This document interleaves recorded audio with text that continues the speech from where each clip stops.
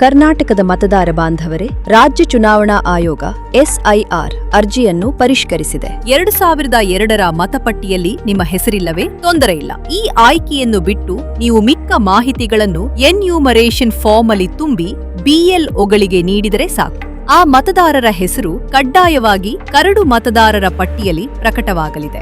ಪರಿಶೀಲನೆ ವೇಳೆ ಮಾಹಿತಿ ಹೊಂದಾಣಿಕೆ ಆಗದಿದ್ದಲ್ಲಿ ನೋಟಿಸ್ ನೀಡುತ್ತಾರೆ.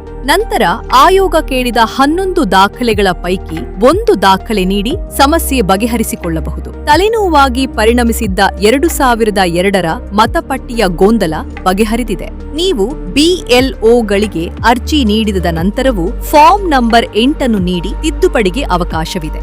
ಜೊತೆಗೆ ಪಕ್ಷದ ಬೂತ್ ಏಜೆಂಟ್ಗಳು ಸಹ ಅರ್ಜಿ ಸ್ವೀಕರಿಸಬಹುದು ಎಂದು ಚುನಾವಣಾ ಆಯೋಗ ತಿಳಿಸಿದೆ. ಆದರೂ ಎಚ್ಚರ, ಕರ್ನಾಟಕದ ಮತದಾರರೇ ಎನ್ಯೂಮರೇಷನ್ ಫಾರ್ಮ್ ಪಡೆದು ಸುಮ್ಮನೆ ಕೂರಬೇಡಿ. ಆ ಫಾರ್ಮ್ ಅನ್ನು ತುಂಬಿ ವಾಪಸ್ ನೀಡಿ ನಿಮ್ಮ ಮತ ಉಳಿಸಿಕೊಳ್ಳಿ.